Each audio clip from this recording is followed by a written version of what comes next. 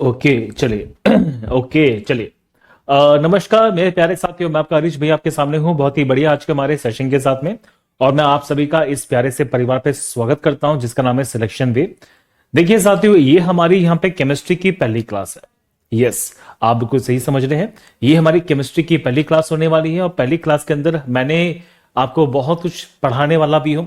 लेकिन जो बच्चे इस क्लास को यहाँ पे सीधे दिखने आ गए हैं उनको बता दो कि मैंने कल मतलब इससे पहले वाले एक दिन पहले मैंने केमिस्ट्री का पूरा रोड मैप तैयार किया आपके लिए कि कैसे हम केमिस्ट्री को पढ़ने वाले हैं, कैसे मैं 30 से 35 दिनों के अंदर आपकी कंप्लीट केमिस्ट्री कराने वाला हूं।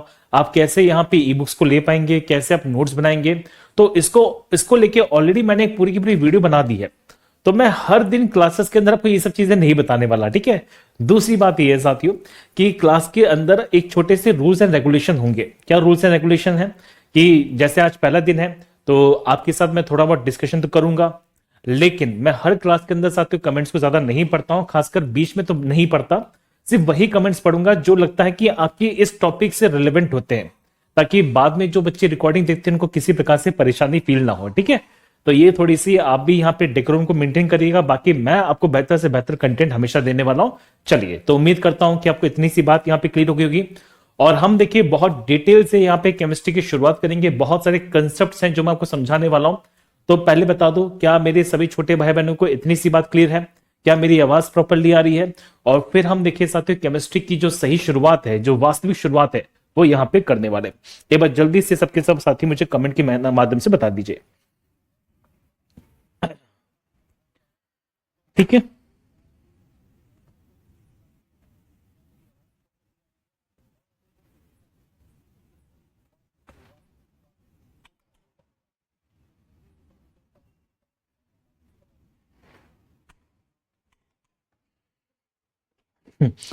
ठीक है, ऑल ओके, परफेक्ट।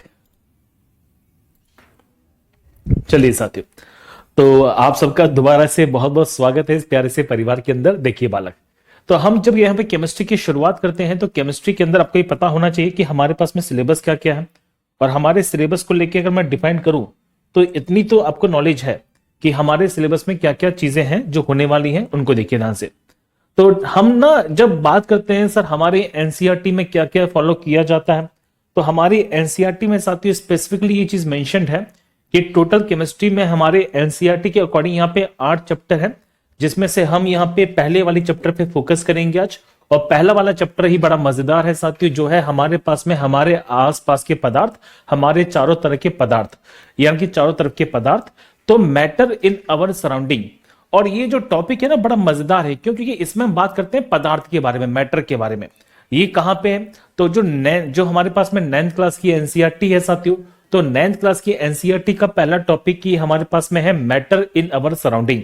अब ये मत समझना कि मैं इसमें सिर्फ 9th क्लास की बातें बताने वाला हूं। देखो, अगर आप यहां पे मेरे साथ पढ़ोगे ना बालक, तो मैं गारंटी से बता दूं कि आप यहां पे 6 से लेकर 10th तक की जो एनसीईआरटी है उसके सारे के सारे कंसेप्ट्स को मैं डिटेल से बताऊंगा। मतलब ऐसे कंसेप्ट जो किताब के अंदर भी नहीं दिए गए हैं, अलग से बताने मुझे, तो मैं अलग से भी यहाँ पे सारी की सारी चीजों को एड ऑन करके बताऊंगा, ठीक है। कंफर्म है? तो हम जिस टॉपिक की शुरुआत करने वाले हैं वो टॉपिक है हमारे पास में मैटर इन अवर सराउंडिंग, हमारे चारों तरफ के पदार्थ, ये हमारे आसपास के पदार्थ। चलिए हम शुरुआत इसी करेंगे और पहले समझते हैं कि क्या सिमिलैरिटी है किसमें, केमिस्ट्री में क्या सिमिलैरिटी है यहाँ पे बायोलॉजी में, और कैसे हम यहाँ पे दोनों चीजों को मिला के चलते हैं, कैसे दोनों चीजों से यहाँ पे चीजें मिला के की जाएंगी। आइए शुरुआत करते हैं बहुत ही बड़ी तरीके से आज की हमारी प्यारी सी क्लास को। देखो ध्यान से, अगर मैं बात करूंगा साथियों हमारे यहाँ पे सिमिलैरिटी के बारे में कि दोनों में डिफरेंस क्या होता है, केमिस्ट्री में और बायोलॉजी में डिफरेंस किस किस चीज को लेके। देखो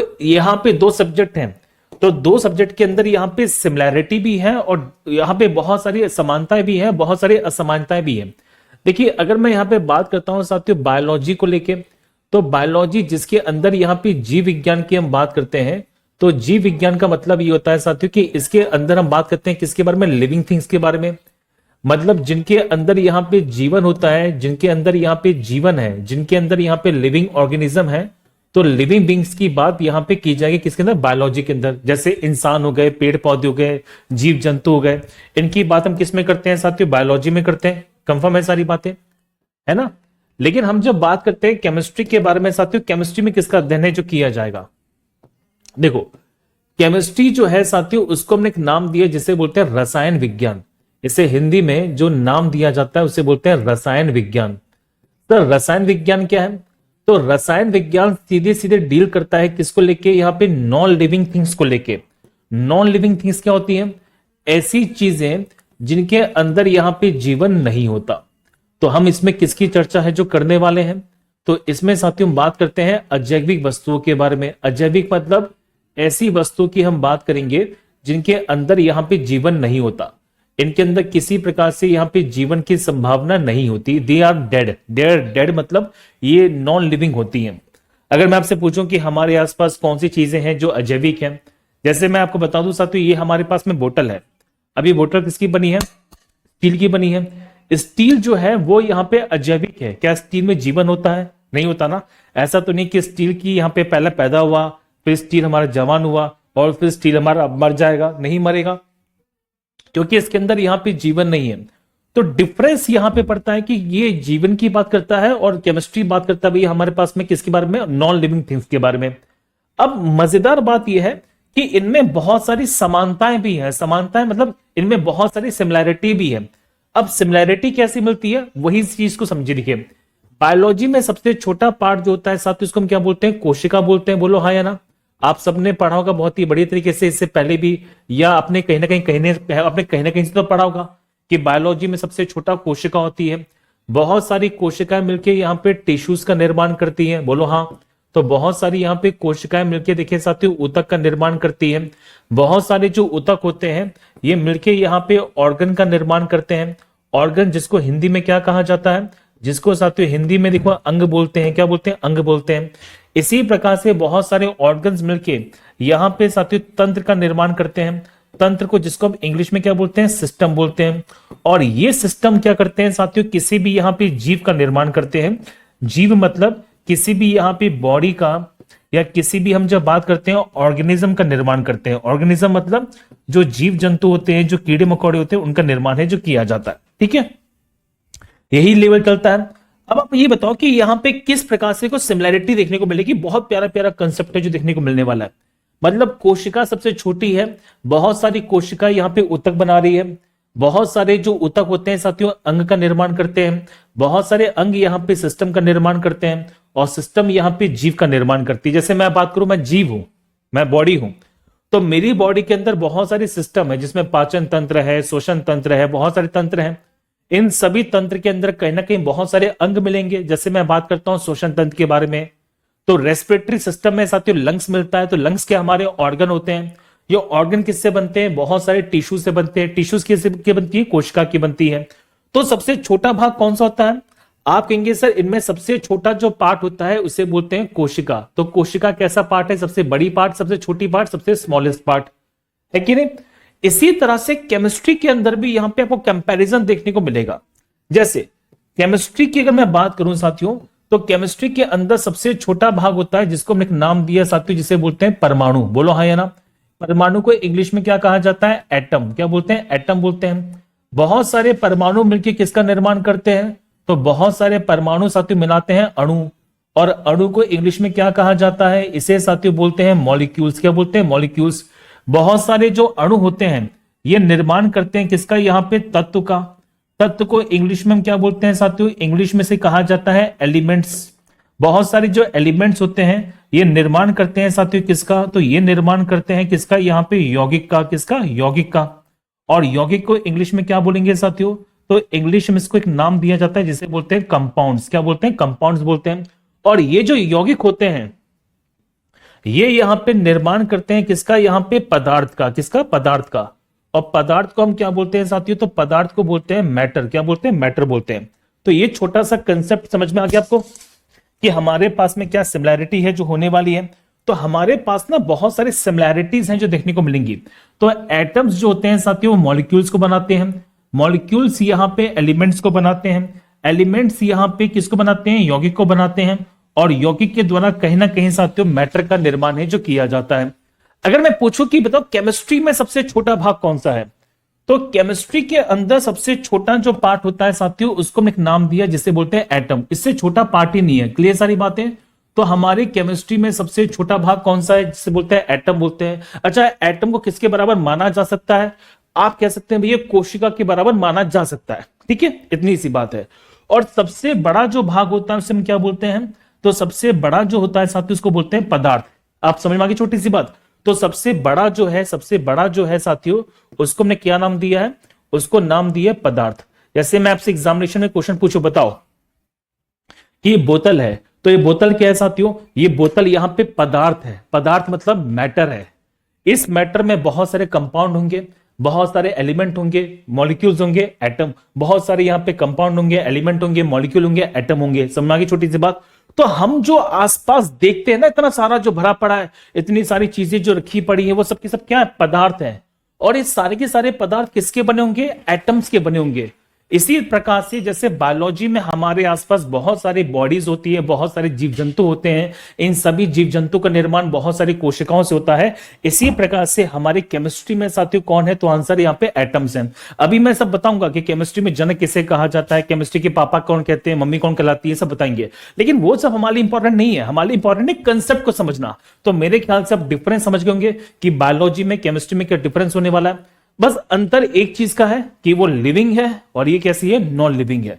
ये जीव जंतु की बात करता है, जीवन की बात करता है, जबकि ये बात करता है अजैविक वस्तुओं के बारे में। क्या छोटा सा कंसेप्ट यहां पे चमका कि नहीं चमका? तो हम जिस चैप्टर पे, हम जिस टॉपिक पे सबसे ज्यादा फोकस करने वाले वो कौन सा है? पदार्थ है। और इस चैप्टर के अंदर हम किसके ऊपर बातचीत करेंगे जानते हैं? इस चैप्टर के अंदर हम ये सब पढ़ने वाले हैं। मतलब आपको मैं बताऊं कि इस चैप्टर में, मतलब इस चैप्टर के अंदर क्या क्या पढ़ेंगे?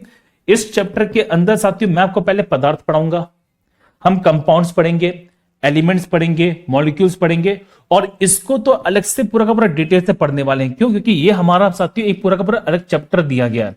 अगर आप ध्यान दोगे तो आपको मैं सारी की सारी बातें समझा देता हूं दोबारा से। देखो ध्यान से, आप अगर आपने नोटिस नहीं किया, मैं बता देता हूं क्या क्या पढ़ने वाले। देखो देखो आप देखो साथियों कि एटम्स एंड मॉलिक्यूल्स, मतलब हम जब बात करते हैं किसके बारे में? परमाणु और अणु के बारे में, ये अलग से चैप्टर दिया गया है। मतलब परमाणु अणु को हम अलग से पढ़ेंगे। मतलब समझो ना जो मैं कह रहा हूं? मॉलिक्यूल्स को हम डिटेल से पढ़ने वाले, बहुत डिटेल से पढ़ने वाले हैं। इसके बाद यहां पे दिया गया है परमाणु की संरचना, जिसे बोलते हैं स्ट्रक्चर ऑफ एटम्स, इसको भी मैं बहुत डिटेल से पढ़ाने वाला हूं। और यहां पे टॉपिक दिया गया है मैटर अराउंड अस प्योर, मतलब हम बात करते हैं पदार्थ के बारे में। मतलब इस चैप्टर के अंदर आपको मैं कहने के मॉलिक्यूल्स के बारे में, एलिमेंट्स के बारे में, कंपाउंड्स के बारे में, पदार्थ के बारे में समझा दूंगा। और एटम्स को तो हम बहुत अलग से डिटेल से पढ़ने वाले हैं। पहले इतना बता दो साथियों कि ये इतनी सी बात यहां पे चमकी है कि नहीं चमकी है, क्योंकि अगर आप ये समझ गए कि पदार्थ होता कहां है, किसमें पाया जाता है, तो मेनली पदार्थ को बताना बहुत ज्यादा आसान है। जल्दी बताइए, जब मैं जितना पूछूं उतना ही कमेंट करो।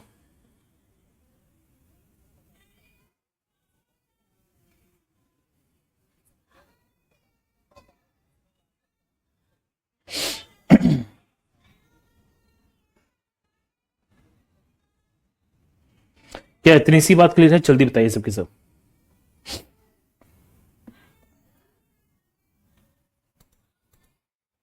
हम्म, ठीक है बालक, समझ गए हम सारी की सारी बातें को कि पदार्थ कहां से बनता है। ये हमने बेसिक डेफिनेशन को यहां पे समझ लिया।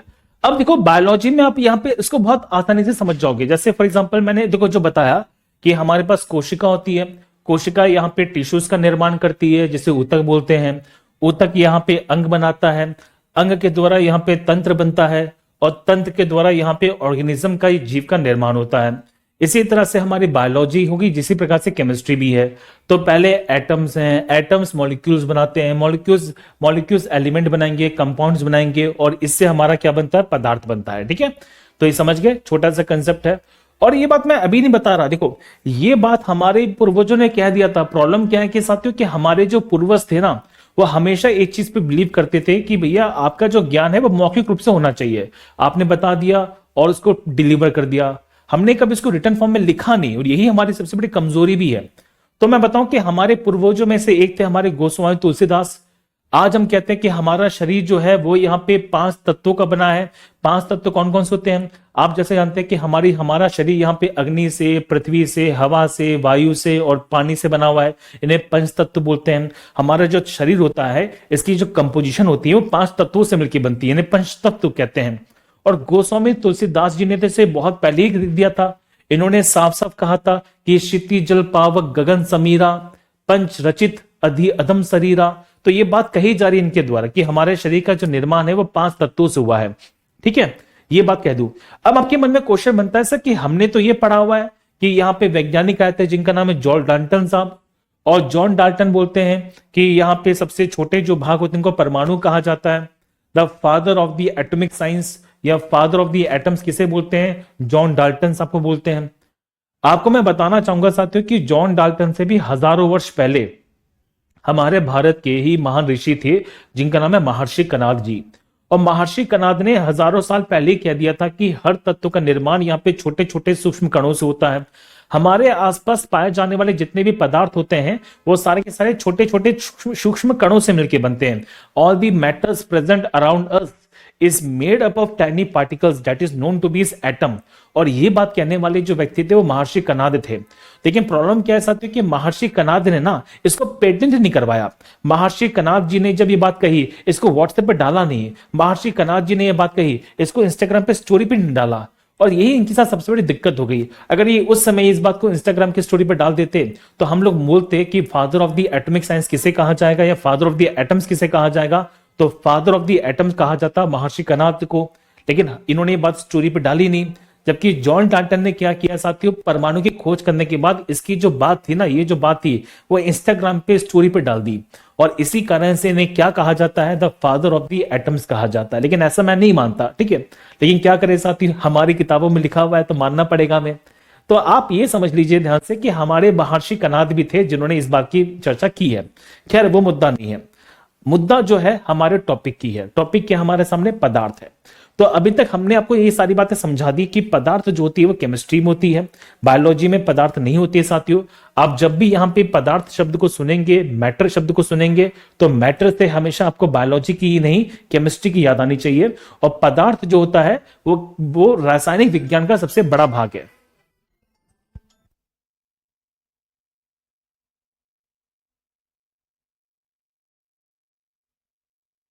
तो जो पदार्थ होता है साथियों वो यहाँ पे केमिस्ट्री का सबसे बड़ा भाग है। अगर आपसे पूछें बताइए कि केमिस्ट्री का सबसे बड़ा भाग कौन सा है, तो केमिस्ट्री का सबसे बड़ा भाग क्या परमाणु है? नहीं है, वो क्या है? पदार्थ है।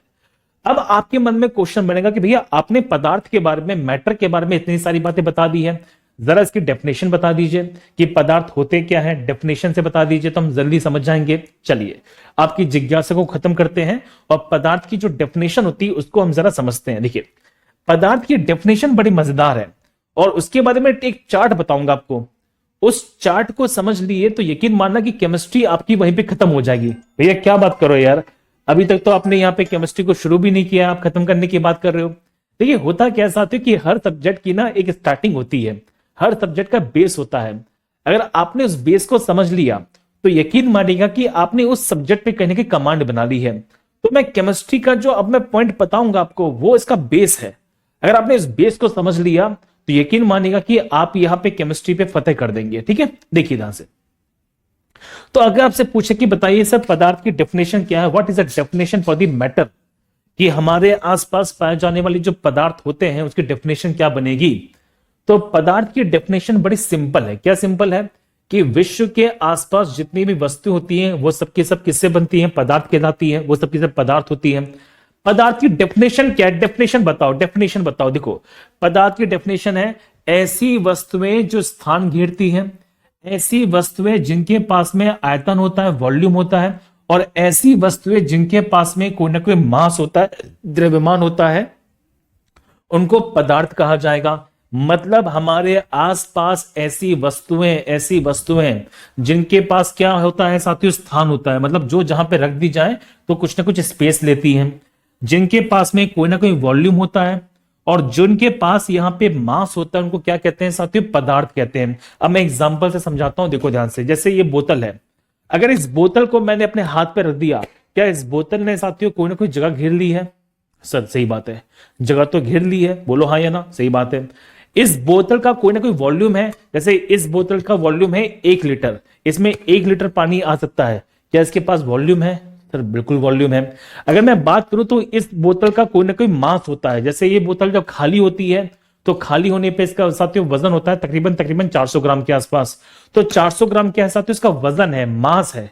तो क्या इसके पास द्रव्यमान है? सर द्रव्यमान भी है।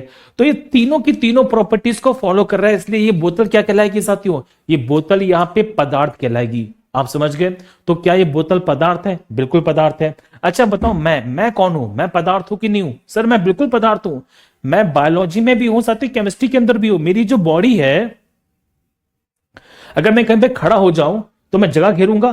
सर बिल्कुल घेरूंगा। मेरी बॉडी का वॉल्यूम है? बिल्कुल वॉल्यूम है। और मेरे पास मास है? बिल्कुल मास है। मतलब मैं केमिस्ट्री में भी क्या कहलाऊंगा? पदार्थ कहलाऊंगा। और बॉडी के अंदर जो मेरे ऑर्गन्स हैं, जो मेरे तंत्र हैं, जो मेरी कोशिका हैं, वो किस में शामिल है? बायोलॉजी में शामिल है। समझ गए? अच्छा, जैसे हमारे आसपास की हवा है, हमारे आसपास की हवा के पदार्थ कहलाएगी? देखते हैं जरा, सुनो। क्या हमारे आसपास की हवा हमारे यहां पे स्थान घेरती है? सर बिल्कुल घेरती है। अगर आप यहां पे हवा को किसी गुब्बारे में बंद कर दो, जैसे गुब्बारा लिया, फूंक मारना शुरू कर दिया, तो गुब्बारे में जब हवा भरोगे साथियों तो गुब्बारे के अंदर हवा भरेगी, मतलब हवा भरोगे तो हवा ही भरेगी, सिंपल सी बात है। तो क्या वो गुब्बारा फूलता है? फूलता भैया। उस गुब्बारे के अंदर क्या भरी पड़ी है? हवा भरी पड़ी है, जिसने इसको स्पेस घेर लिया है। उस गुब्बारे में कितनी ही हवा है? डेफिनेट हवा है, आप नाप सकते हैं, वॉल्यूम भी है। और उस गुब्बारे का कोई ना कोई द्रव्यमान भी होगा, 1 ग्राम, 2 ग्राम, 3 ग्राम, 10 ग्राम, डिपेंड करता है कि इतनी हवा भरी हमने, तो मतलब उसके पास में द्रव्यमान भी है। इसका मतलब यह साथियों कि हमारे आसपास यहां पे पाए जाने वाली जो हवा होती है वो भी क्या कहलाती है? यहाँ पे पदार्थ कहलाती है। क्लियर सारी बातें? तो पूछेंगे बताओ कि हवा जो होती है साथियों क्या हमारे पास पदार्थ है? बिल्कुल है। समझ गए? तो हमारे आसपास पाए जाने वाली जितनी भी चीजें जो हमें दिखाई दे रही हैं वो सब की सब क्या है साथियों? हमारे पास में क्या है? पदार्थ है। अब आप मेरे से पूछेंगे सर कि जो लाइट होती है, लाइट, क्या ये हमारे आसपास साथियों पदार्थ में शामिल है? लाइट बेटा पदार्थ नहीं है। जैसे क्या लाइट को स्पेस घेरती है? कहां है बताओ? कौन सा स्पेस घेरा है? नहीं घेरा। वो सब छोड़ो, आपके अंदर जो इतनी सारी फीलिंग्स होती हैं, क्या फीलिंग्स को साथियों पदार्थ बोलते हैं? बोलो जल्दी से। बेटा फीलिंग्स, फीलिंग्स भावना है। मैं तुझसे बहुत ज्यादा प्रेम करता हूं, मेरे लिए तेरे दिल में कितनी जगह है? कोई जगह नहीं है, सब बाजू वाला ले गया, सब सरकारी नौकरी वाले ले गए, तुम्हारे लिए कोई जगह नहीं है बाबू। मैं पहले ही बता रहा हूं, तुम कितना भी करके मर जाओगे ना, सरकारी नौकरी वाला बेटा कुछ नहीं करेगा तो भी वो ले जाएगा, मैं ये बताना चाहता हूं। तो तुम्हारे लिए कोई जगह ही नहीं है, वो कितना भी बोलते तुमसे कि बाबू you are the only one in my heart, वो तुमसे कितना भी चिक चिक के बोले, भरोसा मत करना, पहले बता रहा हूं। वो तुमसे बोलती रहेगी कि तुम ही हो मेरी जिंदगी में अकेले, तुम विश्वास मत करना। जब तक तुम्हारे पास सरकारी नौकरी नहीं होती, तुम्हारा प्यार निकल जाएगा सरकारी नौकरी के साथ में, ठीक है? सुनो, तो वो यहां पे जो फीलिंग्स होती हैं साथियों, वो यहां पे जगह घेरती है? नहीं घेरती। फीलिंग्स जो होती है, क्या उनके पास में वॉल्यूम होता है? अच्छा बताओ, कितने कितने लीटर फीलिंग है? कितना लीटर प्यार है तुम्हारा? कितना किलोमीटर प्यार है तुम्हारा? नहीं पता। क्या उनका कोई द्रव्यमान है? नहीं है। तो फीलिंग्स जो होती हैं साथियों वो हमारी पदार्थ में शामिल नहीं की जाएंगी। समझ गए छोटी सी बात को? तो हमारे आसपास उन्हीं को हमने शामिल किया पदार्थ में जिनके पास ये तीनों प्रॉपर्टीज होती हैं। अगर तीनों प्रॉपर्टीज हैं तो पदार्थ कहलाएगा। अगर तीनों प्रॉपर्टीज नहीं है तो उसको हम पदार्थ नहीं कह सकते। क्या ये छोटा सा डेफिनेशन यहां पे क्लियर हो गया? बोलो हाँ या ना, जल्दी बताओ। क्या छोटी सी डेफिनेशन यहां पे क्लियर हो गई है? अब मैं जो चीज बताने वाला हूं साथियों वो सबसे ज्यादा इंपॉर्टेंट है।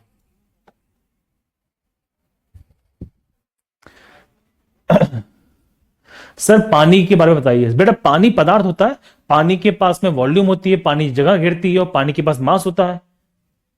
आप समझ गए? तो वो हमारे पास क्या साथियों? पदार्थ होता है। और बताओ तुम्हें कौन से पदार्थ के बारे में जानना है?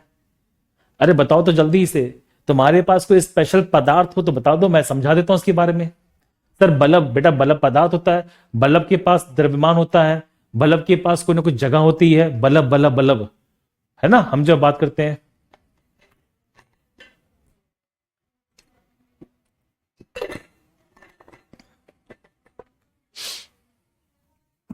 ठीक है? आप समझ गए छोटी सी बात को? हाँ, मतलब आप सिंपल सी भाषा में कह दो भैया जो चीज नापी जा सकती है वो हमारे पास पदार्थ कहलाती है, ये होता है। अब ये तो सिंपल सी डेफिनेशन थी। अब मैं जो तुम्हें पॉइंट बता रहा हूं साथियों, ये सबसे ज्यादा इंपॉर्टेंट है, इसको सुन लो ध्यान से। देखो देखो, ये है हमारा सबसे ज्यादा तेज है एक्सप्लेनेशन। अब ये जो टेबल मैं तुम्हें बता रहा हूं साथियों, ये टेबल जो है वो है सबसे ज्यादा हमारे लिए इंपॉर्टेंट, और हमें इसी को बहुत डिटेल से पढ़ना है। अगर हम पूरे चैप्टर की बात करेंगे तो इस पूरे की पूरी चैप्टर में साथियों हमें सबसे ज्यादा फोकस जो करना है वो इस पे करना है। किस पे करना है? इस वाले टेबल पे करना है। मैं ये टेबल जो है आपको बहुत डिटेल से बताने वाला हूं, ठीक है? क्लियर सारी बातें, कोई दिक्कत तो नहीं है? आप यहां पे समझ गए? चलो, अब ये देखो कि हमारे पास साथियों जो पदार्थ होते हैं, जो मैटर होते हैं, वो दो प्रकार से नापे जाएंगे, ठीक है? तो पदार्थों को साथियों दो प्रकार से नापा है साथियों, एक होता है फिजिकल, एक होता है केमिकल।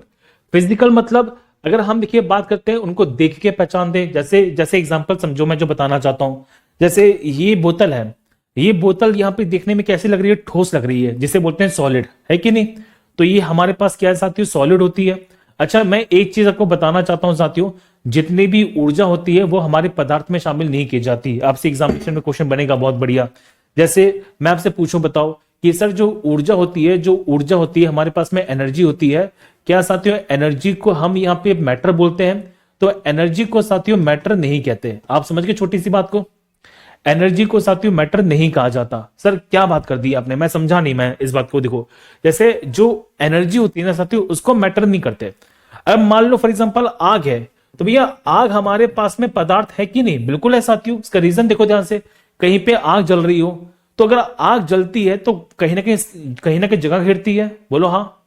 आग जब होती है तो आग धीमी होती है, तेज होती है, तो आग का वॉल्यूम होता है, कम है या तेज है, समझ रहे हो जो मैं कह रहा हूं? और आग की हम जब बात करते हैं तो आग के पास में कहीं ना कहीं मास भी होता है। मास मतलब आप जाके देखो कि आग का मास है कि नहीं, ऊर्जा, उसमें से इतनी सारी यहां पे एनर्जी बाहर निकल रही है। आप मेरी बात को समझ के जो मैं कह रहा हूं, इस बात को जरा समझने का प्रयास करना। तो यहां पे लेके हम जब बात करते हैं कि एनर्जी जो होती है, ऊर्जा जो होती है, जैसे आग जल रही है, आग के जलने से साथियों हमें जो ऊर्जा मिल रही है, तो ऊर्जा को हम जो मेजर करते हैं, देखो बेटा ऊर्जा को मेजर करने का काम अलग तरीके से किया जाता है। ऐसा बिल्कुल नहीं होता कि हम हर चीज को जिसको मेजर करेंगे उसको हम यहाँ पे क्या बोलते हैं, उसको मैटर कहना शुरू कर देंगे। जरूरी नहीं है कि हर चीज को जो मेजर किया जाए उसको हम मैटर वो कहते हैं, क्या बोलते हैं, हम यहाँ पे मैटर कहते हैं। जैसे मैं एग्जांपल से बता देता हूं, बहुत ही बढ़िया आपको मैं बता दूं साथियों कि यहां पे इंटेंसिटी होती है। इंटेंसिटी मतलब तीव्रता होती है। जैसे भूकंप है, तो भूकंप को भी यहां पे मेजर किया जाता है, लेकिन भूकंप को मेजर नहीं करते, भूकंप की जो तीव्रता होती है उसको मेजर किया जाता है। आप समझ गए जो मैं कह रहा हूं बहुत बढ़िया तरीके से? तो भूकंप को भी हमने क्या किया? माप दिया है। जैसे सुनामी आती है तो सुनामी को भी हमने नाप दिया है। जैसे हवा चलती है तो हवा को भी हमने माप दिया है। तो मैं आपको ये बताना चाहता हूं कि जरूरी नहीं है कि हर जो चीज मापी जाती है उसको मैटर कहना शुरू कर देंगे। उसका एक फिजिकल फॉर्म होना बहुत ज्यादा जरूरी होता है। फिजिकल मतलब कि उसकी एक यहाँ पे भौतिक अवस्था का होना बहुत ज्यादा जरूरी होता है। अभी आप मेरे साथ समझोगे कि कैसी यहाँ पे भौतिक अवस्था होती है, कैसी फिजिकल एनर्जी होती है, इसको जरा समझिएगा। सर इलेक्ट्रिसिटी मैटर है कि नहीं है? बेटा इलेक्ट्रिसिटी मैटर नहीं है। नहीं नहीं नहीं, इलेक्ट्रिसिटी को मैटर मत कर देना। मैं वही बताना चाहता हूं साथियों कि आप बोलेंगे सर हमने करंट को तो नाप दिया, तो क्या हमारा जो करंट होता है साथियों वो हमारा पदार्थ कहलाएगा? नहीं कहलाएगा। आप समझ गए जो मैं कह रहा हूं? आप खुद ही बताओ साथियों कि करंट का क्या वॉल्यूम होता है? करंट का क्या वॉल्यूम होता है? करंट के पास में आयतन होता है? नहीं होता। क्या करंट के पास में द्रव्यमान होता है? नहीं होता। आप समझ गए जो मैं कह रहा हूं? तो जरूरी नहीं है कि हर चीज को जो नापी जाती है, जो मेजर की जाती है, उसको हम क्या बोलते हैं? पदार्थ बोलते हैं। तो मेरे ख्याल से आपको ये सारी की सारी बातें क्लियर हो गई होंगी। जल्दी बताओ मुझे कमेंट के अंदर।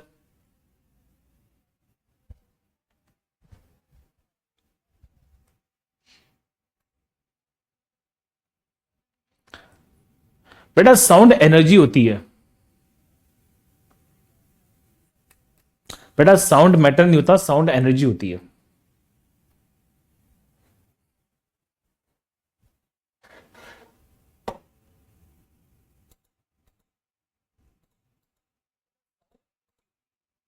ठीक है, चलो आगे चले। चलिए बालक, अब जरा यहां पे समझो, बहुत बढ़िया तरीके से आ जाओ, देखो ध्यान से। अब ये जो हमारे पास टेबल दी गई है, ये टेबल बड़ी मजेदार है। देखो हमारे पास में पाए जाने वाले जितने भी पदार्थ होते हैं उनको हमने दो भागों में कैटेगराइज कर दिया। सर एक होता है फिजिकल, एक होता है केमिकल। जैसे मैं आपको बताना चाहता हूं, दोबारा से सुनिए। जैसे ये बोतल है हमारे पास में, इस बोतल को मैं देख के बता सकता हूं कि ये बोतल सॉलिड है, लिक्विड है, गैस है, प्लाज्मा है, किस अवस्था में मिलेगी।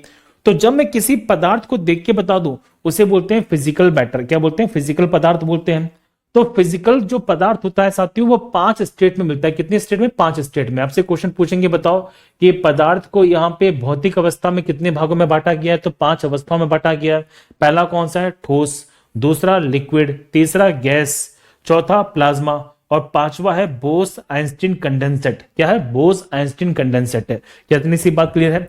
तो हम जब यहाँ पे किसी पदार्थ को देख कर बताते हैं या उसके यहाँ पे भौतिक अवस्था की बात करते हैं, तो भौतिक अवस्था हमारे पास में 5 प्रकार की होती है। कौन कौन सी होती है? पहली होती है ठोस, द्रव्य, गैस, प्लाज्मा और बोस आइंस्टीन कंडेंसेट। अब आते हैं किसके बारे में? केमिकल प्रोसेस के बारे में। केमिकल प्रोसेस मतलब क्या होती है? सुनो, जैसे बोतल है, अब इस बोतल को मैं देख के ये तो बता सकता हूं कि ये बोतल हमारे पास में ठोस है, जिसे बोलते हैं सॉलिड है। लेकिन ये बनी किसकी है मुझे नहीं पता।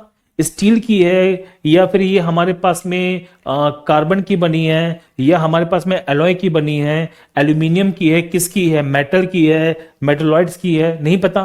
तो इससे हम बोलते हैं केमिकल मैटर। केमिकल मैटर मतलब कि जब उसके अंदर के संगठन की बात करते हैं कि वो किसका बना होता है, कैसे बनाया जाता है, किस प्रकार से बनाया जाता है, कितनी अशुद्धियां हैं, कितनी अशुद्धियां नहीं है, उसे बोलते हैं केमिकल क्लासिफिकेशन। तो केमिकल क्लासिफिकेशन 2 प्रकार से किया जाता है। एक होता है साथियों शुद्ध पदार्थ, और एक होता है जिसे बोलते हैं मिक्सचर। तो हमारे पास में जो पदार्थ होता है, तो पदार्थ को हमने रासायनिक तौर पर 2 भागों में तोड़ दिया। भौतिक अवस्था में कितने भागों में? 5 भागों में। और रासायनिक रूप से कितने भागों में? 2 भागों में। पहला होता है शुद्ध पदार्थ, एक होता है हमारे पास में मिश्रण। मिश्रण मतलब इसे बोलते हैं मिश्रण। अब शुद्ध पदार्थ को भी हमने 2 भागों में तोड़ दिया है। एक होता है साथियों एलिमेंट, और एक होता है कंपाउंड। ठीक है, एक होता है एलिमेंट, एक होते हैं कंपाउंड। अब जो एलिमेंट होते हैं ये भी हमारे पास में 2 प्रकार से होते हैं, 3 प्रकार से होते हैं साथियों। तो पहला होता है यहां पे धात्विक, एक होता है अधात्विक, और एक होता है साथियों जिसे बोलते हैं उपधातु। क्या बोलते हैं? उपधातु बोलते हैं। उपधातु को हम इंग्लिश में क्या बोलते हैं साथियों? इसे बोलते हैं मेटलॉइड्स। क्या बोलते हैं? मेटलॉइड्स बोलते हैं। क्या बोलते हैं? मेटलॉइड्स बोलते हैं। अब सुनो, एलिमेंट के बारे में हम कहां पढ़ेंगे डिटेल से? तो एलिमेंट के बारे में साथियों पढ़ेंगे यहां पे पीरियोडिक टेबल में। देखो, आपको जब मैं यहां पे पीरियोडिक टेबल पढ़ाऊंगा, सुनो सुनो ध्यान से, आपको जब मैं यहां पे डिटेल से यहां पे पीरियोडिक टेबल पढ़ाऊंगा, हम इसको बहुत डिटेल से पढ़ने वाले हैं। अब आप कहेंगे सर कि पीरियोडिक टेबल तो हमारे सिलेबस में नहीं है, तो क्या हुआ? मैं पढ़ाऊंगा, क्योंकि बिना इसको पढ़े हम केमिस्ट्री पढ़ ही नहीं सकते हैं। मतलब हम जब यहां पे साथियों आवर्त सारणी पढ़ेंगे, तो आवर्त सारणी में बड़े डिटेल से समझने वाले हैं कि कौन कौन से यहाँ पे एलिमेंट जो होते हैं वो मेटेलिक होते हैं, जैसे लिथियम, सोडियम, पोटेशियम। कौन कौन से यहाँ पे नॉन मेटेलिक होते हैं, ऑक्सीजन, नाइट्रोजन, फ्लोरीन, क्लोरीन। कौन कौन से उपधातु होते हैं, जैसे बेरिलियम है, जर्मेनियम है, सिलिकॉन है ना, बोरोन है। ये सब के सब क्या हमारे पास में? तो हमारे पास में मेटलॉइड्स होते हैं। चलिए, शुद्ध पदार्थ में होता है जिसे बोलते हैं कंपाउंड्स। कंपाउंड्स भी 2 प्रकार के होते हैं, कार्बनिक और कौन से? इनकार्बनिक। जिसे बोलते हैं कार्बनिक और अकार्बनिक, ऑर्गेनिक और इनऑर्गेनिक। ठीक है, इसके बाद आता है मिश्रण। मिश्रण की बात करेंगे तो मिश्रण भी हमारे पास में 2 प्रकार के होते हैं साथियों। एक होता है समांगी, एक होता है असमांगी।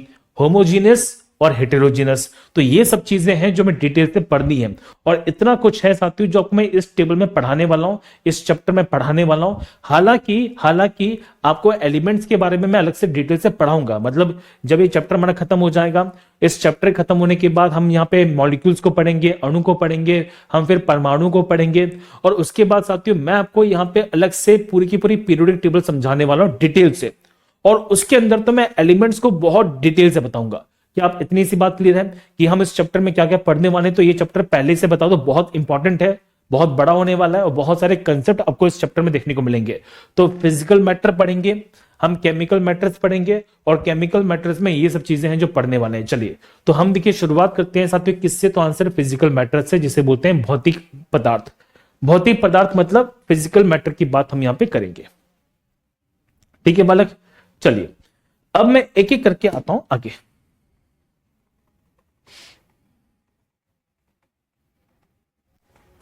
देखिए बालक, अगर आपसे एग्जामिनेशन में क्वेश्चन पूछ लिया जाए, बताइए साथियों कि हमारे पास में हम जब बात करते हैं मैटर के बारे में, हम लोगों ने पढ़ा होगा कि हमारे आसपास के जो पदार्थ होते हैं उसके बहुत सारी अवस्थाएं मिलती है। लेकिन नॉर्मली तीन अवस्थाएं देखने को मिलती है, तीन फेज देखने को मिलते हैं। कौन कौन से मिलते हैं भैया? पहला मिलता है सॉलिड, दूसरा मिलता है लिक्विड और तीसरा मिलता है गैस। तो सॉलिड, लिक्विड, गैस, ठोस, द्रव्य और गैस पदार्थ देखने को मिलेगी।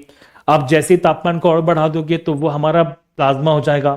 तापमान को बहुत कम कर दोगे तो वो हमारा बन जाएगा बोस्ट-आइंस्टीन कंडेंसेट, बीईसी बन जाएगा। तो इस प्रकार से हमारे पास में ना बहुत सारे क्या मिलते हैं साथियों, फेजेस देखने को मिलेंगे। ठीक है, अब आपके मन में क्वेश्चन बनता होगा सर कि ये जो एलिमेंट्स, ये जो पदार्थ होते हैं, ये जो हमारे पास में पार्टिकल्स होते हैं पदार्थ के, तो पदार्थ के अंदर यहाँ पे क्या विशेषता है जो देखने को मिलेंगी? अब आप जरा यहाँ पे नजर मारना, आपको हर एक फैक्ट यहाँ पे जानने को सीखने को मिलेगा। बेटा इधर प्लीज बोर्ड पे सबके सब ध्यान से देखो, आपको मैं जरा जूम कर देता हूं थोड़ा सा, ठीक है?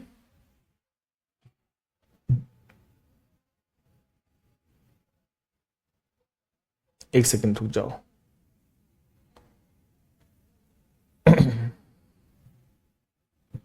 अरे यार ये थोड़ा सा चालू क्यों नहीं हुआ?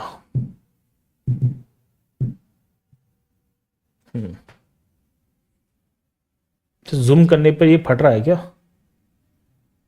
नहीं नहीं, एनिमेशन इसमें आना चाहिए, एनिमेशन देखना चाहता हूं, बस इसमें एनिमेशन नहीं आ रहा। चलो आपको थोड़ा बहुत तो दिखाई देगा एनिमेशन, देखो ध्यान से। हाँ हाँ आ जाओ भैया आ जाओ। देखो आप यहां पे नोटिस करो कि आपको कुछ चीज नजर आएंगी। देखिए जैसे ये सॉलिड है, ये लिक्विड है और ये गैस है, ये ठोस है, ये द्रव्य है और ये गैस है। आप ये देखो साथियों कि हर पदार्थ का जो निर्माण होता है वो छोटे छोटे कणों से होता है, छोटे छोटे पार्टिकल से होता है। जैसे मैं बता चुका हूं कि हर पदार्थ के अंदर बहुत सारे कण मिलेंगे, बहुत सारे पार्टिकल्स मिलेंगे। आप नोटिस करो साथियों कि जो ठोस अवस्था में पाए जाते हैं, जिसे बोलते हैं सॉलिड फेज में पाए जाते हैं, तो सॉलिड फेज के अंदर यहाँ पे जो पार्टिकल्स होते हैं ये बहुत पास पास में होते हैं। देखो ध्यान से आप नोटिस करना साथियों कि सॉलिड के अंदर जो पार्टिकल्स होते हैं, देखो सॉलिड के अंदर जो पार्टिकल्स होते हैं ये बहुत पास पास में होते हैं। लिक्विड के अंदर जो पार्टिकल्स होते हैं उनमें थोड़ा सा गैप ज्यादा रहता है, मतलब उनमें थोड़ा सा गैप ज्यादा रहता है। और जो गैसीय अवस्था में पाई जाती हैं उनके अंदर जो पार्टिकल्स होते हैं, उनके अंदर जो पाए जाने वाले कण होते हैं उनमें गैप बहुत ज्यादा है। ठीक है, तो पहली बात तो हम ये समझ गए कि यहाँ पे जो कण होते हैं उन्हीं कणों से किसका निर्माण होता है? पदार्थ का निर्माण होता है। मतलब जितने भी हमारे पास मैटर्स बनते हैं, ये मैटर जो होते हैं वो छोटे छोटे पार्टिकल से बनते हैं, छोटे छोटे कणों से बनते हैं। तो यहाँ पे ना हमारे पास में कुछ प्रॉपर्टीज दी जा रही है कि हर पदार्थ की कुछ प्रॉपर्टीज होती है, हर पदार्थ की कुछ यहाँ पे कुछ विशेषताएं होती हैं और इन्हीं विशेषताओं से क्वेश्चंस बनते हैं। पहली प्रॉपर्टी क्या है? देखो कि जितने भी हमारे पास पदार्थ होते हैं ये सबके सब यहाँ पे कणों से मिलकर बनते हैं। All matters is made of particles. ये पार्टिकल्स क्या होता है? छोटे छोटे कण होते हैं जिससे हमारे बड़े बड़े पदार्थ का निर्माण होता है। अब ये पार्टिकल्स हम जब बात करेंगे तो ये पार्टिकल्स कुछ भी हो सकते हैं, एलिमेंट हो सकते हैं, कंपाउंड हो सकते हैं, मॉलिक्यूल्स हो सकते हैं, एटम हो सकते हैं। तो ये छोटे छोटे सूक्ष्म कण होते हैं। तो हर यहाँ पे पदार्थ का निर्माण छोटे छोटे सूक्ष्म कणों से होता है। ये जो पदार्थ होते हैं, ये जो यहाँ पे कण होते हैं, ये जो कण होते हैं बहुत बड़े बड़े होते हैं, छोटे छोटे होते हैं, छोटे छोटे होते हैं।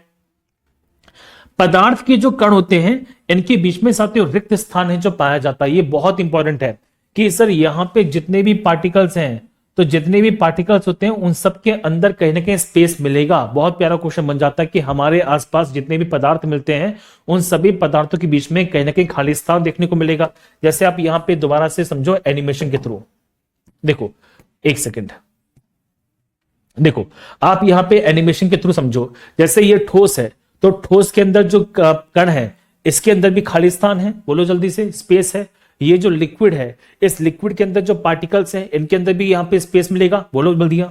और साथ ही साथ हम जब बात करते हैं गैस के बारे में, ये जो गैस है इस गैस के अंदर भी कहीं ना कहीं स्पेस देखने को मिलेगा। तो हर पार्टिकल है, चाहे वो सॉलिड हो, चाहे वो लिक्विड हो, चाहे वो गैस हो, चाहे वो ठोस हो, चाहे वो द्रव्य हो, चाहे वो गैस हो, हर कणों के बीच में क्या मिलता है? यहाँ पे खाली स्थान मिलता है जिसमें बोलते हैं स्पेस। और इसी स्पेस को हमेशा भरा जाता है। जैसे मैं एग्जाम्पल पूछता हूं, आप दो चीज को मिला देते हैं तो दो चीजें आपस में क्यों मिल जाती है? अब लॉजिक सी बात है भैया, दो चीजें आपस में तभी मिलेंगी जब उनके बीच में खाली स्थान होगा। अगर सोचो जरा कि खाली स्थान नहीं होता, अगर स्पेस नहीं होता, तो क्या आप चीजों को आपस में मिला देते? अगर मान के चलो फॉर एग्जांपल कि मुझे यहाँ पे दो हाथों को आपस में टच करना है, सुनो ध्यान से, अपने दो हाथ हैं उनको आपस में टच करना है, तो जब इनके बीच में खाली स्थान मिला, जब स्पेस मिला, तभी तो मैंने हाथों को टच कर पाया। अब मान लो कि मेरे हाथ दोनों के दोनों ऐसे हैं जिसमें कोई स्पेस ही नहीं है, क्या ये आपस में कभी बाउंड हो पाएंगे, टच हो पाएंगे? नहीं हो पाएंगे। आप समझ रहे हो जो मैं कह रहा हूं? तो अगर कोई चीज मिल रही है तो मिलती क्यों है साथियों? क्योंकि वो आपस में एक दूसरे में फंस जाती है। और कब फंसती है? जब उनके बीच में खाली स्पेस मिलता है। ये बहुत प्यारी बात बता रहा हूं। अगर आप मान लीजिए पानी में चीनी मिला रहे हैं, तो पानी में चीनी क्यों मिल रही है? क्योंकि पानी और चीनी के बीच में क्या है? खाली स्थान है, और वो दोनों एक दूसरे को भर लेते हैं। आप समझ के जो छोटी सी बात को, कंफर्म है सारी बातें? जैसे मैं एग्जांपल बोलूं आपसे, बताइए कि आप एक काम करो, यहां पे सॉलिड सॉलिड ले लो, सॉलिड। जैसे मान लो कि ये स्टील है, ये कप, ये स्टील है, और ये मेरे पास में बोतल है।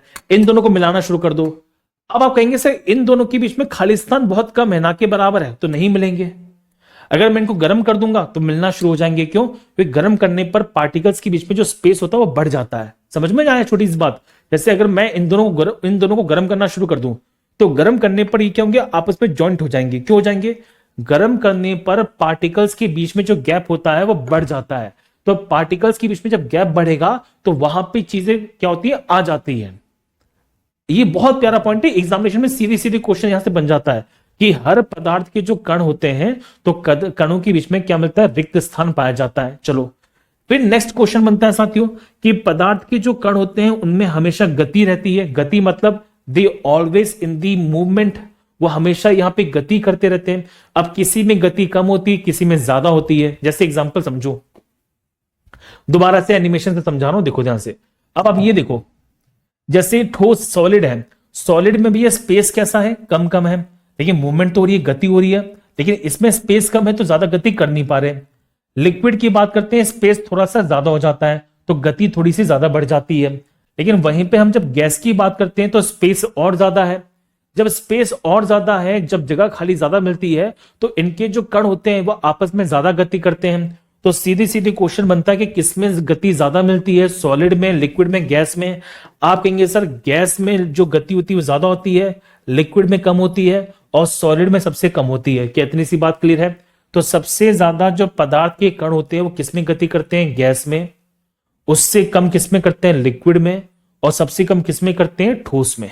ठीक है, चलो फिर हम जब बात करते हैं, जरा समझो कि पदार्थ के जो कण होते हैं वो एक दूसरे को आकर्षित करते हैं। अब ये बात को समझो ध्यान से। अगर आकर्षण ज्यादा होगा, मान लीजिए कि ये दो हाथ हैं, इन दोनों हाथों में आकर्षण कैसा है? ज्यादा। इनको अलग करना मुश्किल है। जैसे तुम और तुम्हारी महिला मित्र में आकर्षण कैसा है? ज्यादा है, तो तुम्हारे बीच में यहां पे दरार डालना मुश्किल है। अगर आकर्षण कम हो गया तो फूट और आसानी से डाली जा सकती है। अगर आकर्षण खत्म हो गया तो कोई भी आ जाएगा तुम्हारे बीच में। तो आप समझ रहे हो? तो मैं यही बताना चाहता हूं साथियों कि आकर्षण जितना ज्यादा होगा, आकर्षण मतलब यहां पे जो यहां पे बॉन्डेज जितना पास पास में होगा, उससे बॉन्ड उतना ज्यादा स्ट्रांग बनेगा। अब ये बताओ कि जैसे सॉलिड है, तो सॉलिड के अंदर क्या होता है साथियों? जो पार्टिकल्स होते हैं वो पास पास में होते हैं। बोलो हाँ। जब पास पास में है, इनका बॉन्ड कैसा है साथियों? स्ट्रांग होता है, मजबूत होता है। इसलिए ठोस को काटना मुश्किल हो जाता है, क्योंकि इनके जो पदार्थ हैं, इनके जो कण हैं, उनमें आकर्षण कैसा है? ज्यादा है। अच्छा, जब दूरियां थोड़ी सी बढ़ा दोगे, जैसे हम लिक्विड की बात करते हैं, पानी की बात करते हैं, तो पानी में भी ये दूरियां बढ़ जाती हैं, तो पानी को थोड़ा सा काटना आसान हो जाता है, पानी को अलग करना आसान हो जाता है। अच्छा, गैस की बात करते हैं, तो गैस के अंदर तो दूरियां बहुत ज्यादा है, तो गैस के जो पार्टिकल्स होते हैं वो बड़ी आसानी से दूर दूर भाग जाते हैं। तो सबसे ज्यादा आकर्षण किस में बताओ? तो सबसे ज्यादा आकर्षण है भी ये किस में? यहाँ पे ठोस में। और यही रीजन है ये किस अवस्था में पाई जाती है? ठोस अवस्था में पाई जाती है। तो ठोस अवस्था मिलने के पीछे रीजन क्या है साथियों? आकर्षण है। बॉन्ड बहुत तगड़ा बनता है, बंध कैसा बनता है? मजबूत बनता है। और इसी कारण से यहां पे ठोस को तोड़ना कैसा होता है? मुश्किल होता है। चलो नेक्स्ट पॉइंट को जरा समझो ध्यान से कि हर पदार्थ के जो कण होते हैं उनमें गतिज ऊर्जा पाई जाती है, और तापमान के बढ़ाने पर इनकी गतिज ऊर्जा बढ़ जाती है। आप समझ गए? जैसे हम जब बात करते हैं तो तापमान के बढ़ाने पर इनकी कौन सी एनर्जी बढ़ जाएगी? काइनेटिक एनर्जी बढ़ जाएगी। और इसी काइनेटिक एनर्जी से एक गति मिलती है जिसे बोलते हैं ब्राउनियन गति। क्या बोलते हैं? ब्राउनियन गति बोलते हैं। ये सीधे सीधे क्वेश्चन बनेगा आपसे एग्जामिनेशन के अंदर कि सर यहाँ पे तापमान के बढ़ाने पर जो गति बढ़ती है उसे क्या बोलते हैं? उसे बोलते हैं ब्राउनियन गति, उसे बोलते हैं ब्राउनियन मोशन। इसको मैं डिटेल से पढ़ाऊंगा, डोंट वरी। तो क्या इतने सारे के सारे पॉइंट यहाँ पे क्लियर हैं? जल्दी बताओ मुझे कमेंट के अंदर, क्या ये सारी की सारी बातें आपको अच्छी तरह से चमक गई हैं? क्या इसमें किसी प्रकार से कोई समस्या है? देखो फंडामेंटल्स को बेटा फंडामेंटल्स की तरह ही पढ़ो, डोंट वरी।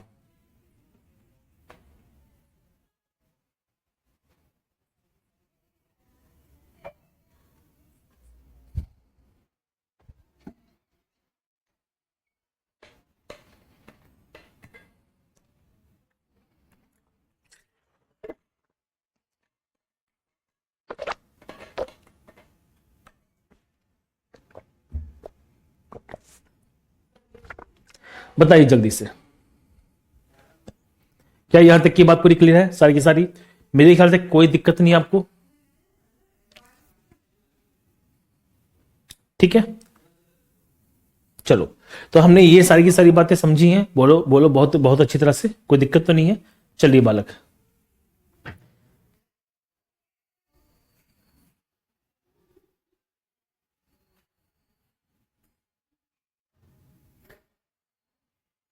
ठीक है। अब मेरी जो बात समझना, अब मैं जो बात बताने वाला हूं, मेरे ख्याल से आपको यहां पे बहुत अच्छे तरीके से सारी की सारी बातें क्लियर हो गई। क्योंकि देखो बड़ा, ये हमारा फर्स्ट क्लास थी, तो फर्स्ट क्लास के अंदर आपको मैंने जो बेसिक फाउंडेशन था वो यहां पे समझा दिया था। सुनो, अब मैं आपको बता दूं साथियों, नेक्स्ट क्लास के अंदर मैं थोड़ा सा डीपली जाने वाला हूं। तो नेक्स्ट क्लास के अंदर मैं आपको यहां पे जो टॉपिक शुरू करूंगा ना, वो कौन सा शुरू करूंगा? वो शुरू करूंगा साथियों सॉलिड्स के बारे में। हम यहाँ पे सॉलिड्स को पढ़ेंगे डिटेल से। सॉलिड की बात साथियों हम पढ़ेंगे यहाँ पे किसके बारे में? लिक्विड्स के बारे में, कि सॉलिड में कैसे एनर्जी जाती है, क्या क्या प्रॉपर्टीज होती है। लिक्विड को समझेंगे हम, यहाँ पे गैस को समझेंगे। और उसके बाद साथियों मैं पढ़ाऊंगा आपको यहाँ पे बोस आइंस्टीन कंडेंसेट के बारे में, और इससे मिलते जुलते जो हमारे क्वेश्चन होते हैं उनको भी हम यहाँ पे ऐड कर लेंगे, ठीक है।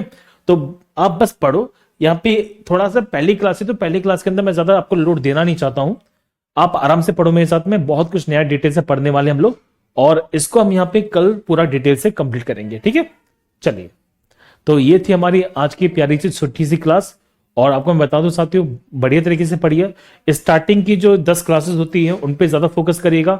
मैं आपसे बस ये कहना चाहता हूं साथियों, स्टार्टिंग की जो 10 क्लासेस हैं, स्टार्टिंग की 10 क्लासेस पे ज्यादा फोकस करिए, क्योंकि स्टार्टिंग की 10 क्लासेस ही आपको यहां पे हर चीज का बेस बना के देंगी। अगर आपने स्टार्टिंग के 10 क्लासेस को अच्छी तरह से पढ़ लिया तो यकीन मानिएगा अब दोबारा कुछ भी पढ़ने की जरूरत नहीं पड़ेगी। स्टार्टिंग के 10 क्लासेस में आपका सारा का सारा फंडामेंटल्स बन जाएगा, डोंट वरी। उसके बाद तो हम यहाँ पे अपने अपने कंसेप्ट को आगे बढ़ाएंगे, ठीक है। चलिए, तो मिलते हैं साथियों नेक्स्ट क्लास के अंदर। Love you all, take care, bye bye.